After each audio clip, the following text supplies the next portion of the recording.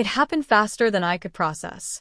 1 second, I was standing by the dessert table, nervously holding my champagne flute, trying not to attract attention at my cousin Hannah's over-the-top luxury wedding.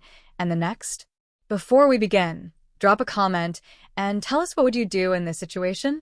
Be honest, tell me in the comments below. We read every comment. Let's begin. My father poured an entire glass of red wine down the front of my dress. Right there. In front of 200 guests.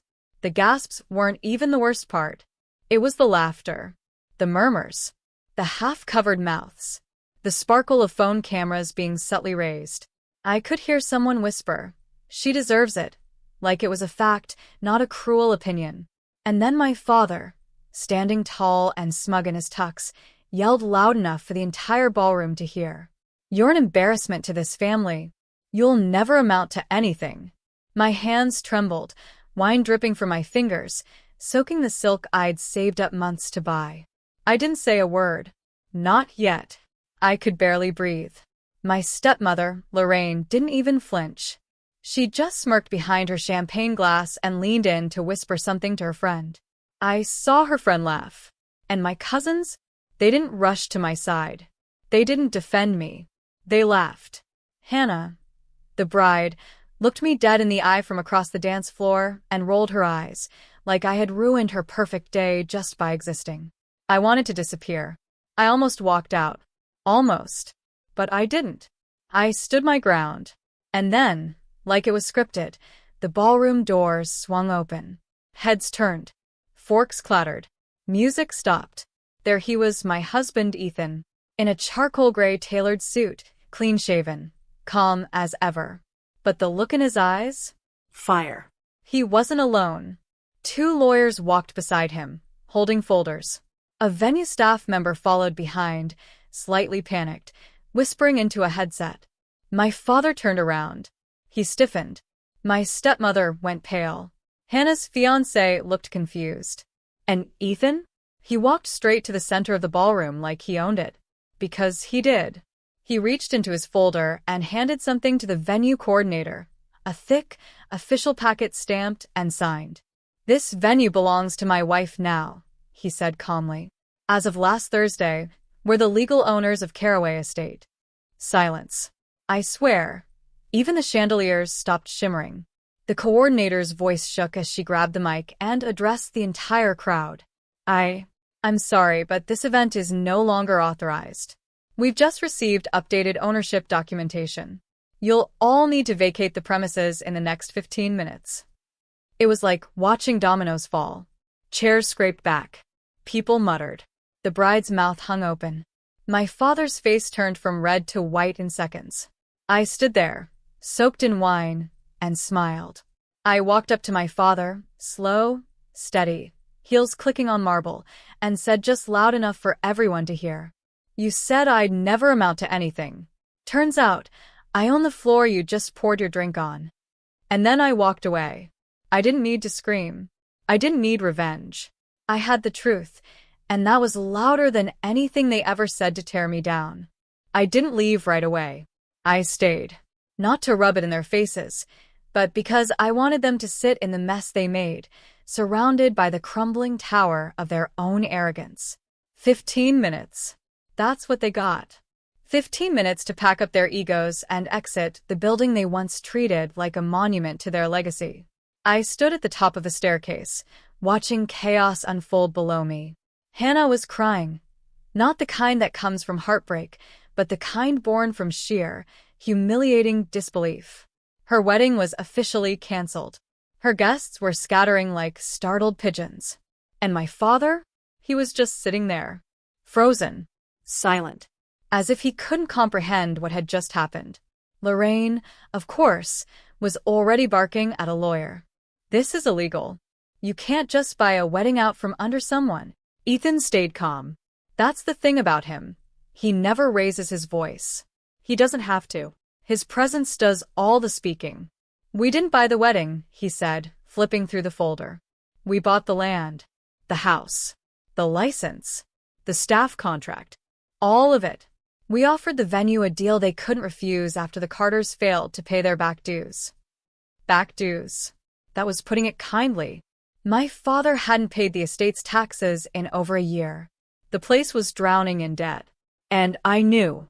I knew because I'd been watching from the shadows. While they mocked me, dismissed me, I was planning. Ethan nudged my hand. You want to go talk to them? I looked at him. Do I look like I'm ready to forgive? He shrugged. You don't look like the kind of woman who needs to. Still, I went down. I took my time, every step deliberate, every breath controlled. When I reached my father, he looked up at me like he didn't recognize me. Emily, he said finally. We raised you. I folded my arms. You raised me with rules, not love. With insults, not encouragement. With shame. Always shame. Lorraine cut in. We were trying to toughen you up. Look at you now. You're successful. Isn't that thanks to us? I let out a breath. A small, humorless laugh escaped. Let me get this straight. You dump wine on me in front of 200 people, call me a failure, and now that you realize I bought the building you're standing in, I should be grateful? No answer. Just the flicker of desperation in their eyes.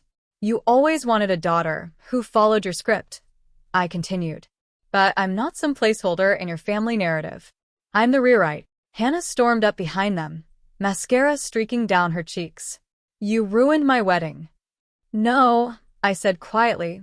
You ruined it the second you let your ego dictate your guest list. Maybe next time, don't treat someone like dirt just because they don't wear designer labels. She sneered. We let you come out of pity. And now I'm the landlord, I replied, my voice sharper than the diamond necklace hanging off her neck. It was surreal, standing there in a soaked dress, wine stains running down my torso, and yet I had never felt cleaner. I turned to Ethan. We should go. He nodded. They have 5 minutes left. And as we walked away, I heard it. My father's voice, no longer booming, no longer commanding. It was just a whisper. Emily, please. But I didn't stop. Because I had already begged once, for love, for approval, for acceptance. And I promised myself I'd never beg again. I didn't cry until we got into the car. Not because I was hurt, but because for the first time in my life, I wasn't. Ethan pulled the car out of the driveway as the last of the wedding guests stumbled into their Ubers, the wind carrying away the fake laughter and shallow apologies they all used like perfume. I looked down at the wine stain across my lap, dark, sticky, and permanent, and I smiled. Still want to burn that dress? Ethan asked gently. I shook my head. No. I want to frame it. He glanced over. You serious? I've never been more serious, I said. This dress, this mess, it's proof. Proof that I survived them. That I endured every dinner table insult, every side comment, every holiday they made me feel like an outsider. And now? Now they had to walk off the land they once ruled, begging for a second chance they never gave me. But what shook them the most wasn't the ownership deed. It was me. The version of me they didn't recognize. Because the Emily they knew was quiet, apologetic, soft-spoken, always 1 second away from being dismissed like background noise. But that Emily? She died a long time ago. The one who stood in their ballroom and took back her dignity, that woman was reborn in their fire. Ethan drove us through the hills, the city glowing gold in the rearview mirror. You okay? He asked again. I stared out the window for a moment, then nodded. Yeah. But I need to tell you something. He slowed down. All right. I turned to him, heart steady. I didn't just buy that venue because it was convenient. He looked at me, confused. Then why? I swallowed hard. Because my mother's ashes were spread on the property's garden path, right where they laid out the carpet for Hannah's walk down the aisle. His lips parted. I had never told anyone. My mother loved that place, I said, my voice cracking slightly. Back when it was just a house by the lake. Before they turned it into their shrine of fake perfection. Ethan gripped the steering wheel tighter. Emily. My father erased her, I said. Buried her memory beneath second marriages and new furniture. And today, when he poured wine on me, I realized he didn't just hate me. He hated that I reminded him of her. Silence. Not the awkward kind. The holy kind. Ethan pulled over by a lookout. The lights below flickered like stars trapped in glass. He turned to face me fully. "What you did today," he said slowly, "wasn't just brave. It was biblical." I laughed through the lump in my throat. "Biblical?" "You walked into a place where they buried your worth," he said, "and you walked out as the owner of their altar." I stared at him. "So what now?" He smiled. "Now we make sure you never shrink again." I rested my head against his shoulder, still in my stained dress, mascara barely hanging on. And I realized something. This wasn't a revenge story. It was a resurrection. The next morning, I woke up to chaos. Not inside my house, but online. My phone buzzed nonstop. Group chats I'd been ignored in for years suddenly lit up like fireworks. DMs flooded in from cousins, old classmates, distant aunts who'd never invited me to anything but now couldn't stop typing. OMG, was that true? And then there was the video. Someone had recorded it, my father pouring wine on me standing there without flinching, Ethan walking in with the lawyers, the moment the announcement was made. Every second of it. Posted on TikTok. 2.1 million views overnight. Captioned. They shamed her in front of 200 people, then her husband walked in and dropped the deed. It went viral like wildfire. Comments exploded with strangers defending me more passionately than my own blood ever had. "That woman is a queen. You can't break what you didn't build, Dad." Silent power is the loudest. And that's how you reclaim your life. I sat on the edge of the bed, phone in hand, heart beating slow and proud. Ethan came in with coffee and that sleepy grin of his. "You're trending, Mrs. Walker." "Of course I am," I said. "Embarrassment of the family and all." He chuckled. "How does it feel?" I looked up at him. "Like peace." But louder. We spent the day doing something simple, something no one ever taught me mattered. Nothing. No pleasing. No proving. Just being. But peace never lasts long when you come from people who see your silence as opportunity. Because by late afternoon, my father showed up at our door. He didn't come alone. He brought Lorraine and, oddly, Hannah. Ethan opened the door without hesitation, let them in without asking me first, because he knew I wouldn't run. I wasn't hiding anymore. They stood in our living room like strangers at a funeral. Hands folded, faces pale, eyes scanning for anything they could use to ground themselves. "You have a beautiful home," Lorraine said softly. I nodded. "Thanks. Built it with my own money." She flinched. My father spoke next. "Emily, I think we need to talk." I folded my arms. "Now you want a conversation?" His voice cracked, just slightly. "We were wrong. About everything." "Be more specific," I said coldly. He blinked. "About you. About your marriage. Your worth. We underestimated you." I walked toward the window, hands behind my back. "You didn't underestimate me. You decided who I was and made sure I never questioned it. That's not a mistake. That's manipulation." Hannah stepped forward, surprisingly. "I'm sorry," she whispered. "I knew you were strong. I just didn't know how strong." I turned to face them. No tears. No trembling. Just the quiet, solid ground of someone who's already buried their past. "You all told me who I was for years," I said. "A nobody. A failure. A joke."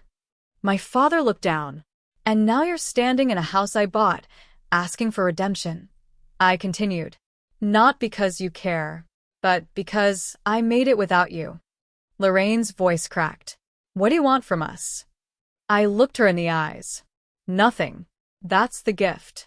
You're free. Free from pretending you ever loved me. Free from pretending I was part of your golden family photo." Silence. "I'm not angry anymore," I said, "because I don't need you to feel small to feel tall. I just need you gone." I walked to the door. Opened it wide. Held it. And one by one, they walked out. No final words. No hugs. No dramatic pleas. Just the sound of goodbye. As I shut the door behind them, Ethan whispered from behind me, "That was the cleanest closure I've ever seen." I turned, looked him dead in the eyes. "That wasn't closure," I said. "That was rebirth."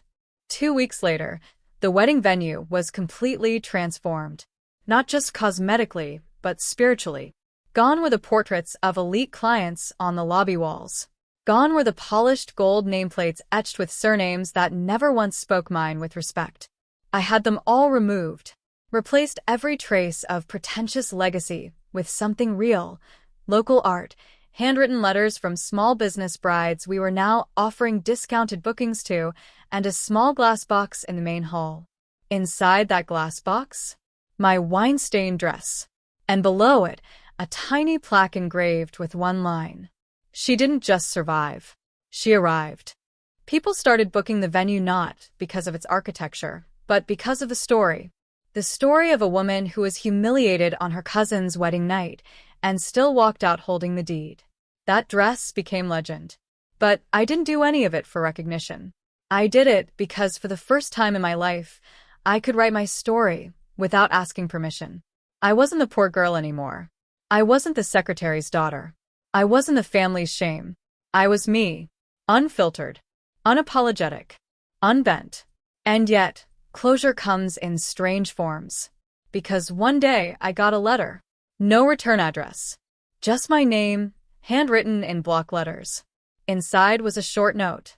Emily, I don't expect forgiveness. But I need you to know I've watched the video 100 times.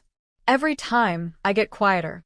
I thought I was building a legacy, but all I built was a fortress to hide my own insecurities. You deserved more from me. Dad. I folded the letter once. Twice. Then placed it in the fire. Because some apologies are born from guilt, not growth. And I had no space left in my life for guilt. Later that night, Ethan held me under a canopy of stars behind our home. I asked him something I never thought I would. Do you think I became like them? He looked at me like the question itself wounded him. No, he said. They destroy to feel big. You rebuilt to prove you never needed to. I let that settle. And then I laughed, quiet, peaceful, free. Because here's the truth they never taught me. When they call you a black sheep, it's because you're the only one who sees the wolf. And maybe that's who I always was. Not the outcast. Not the embarrassment. Not the failure. I was the one with vision. The one who broke the cycle. The one who took the pain they handed me and built a damn palace with it. And now? Now I open the gates to others like me. Girls called too much. Women called less than. People told to sit down and stay silent. I let them in. I let them rise. Because legacy doesn't come from bloodlines. It comes from battle scars. And mine? They shine.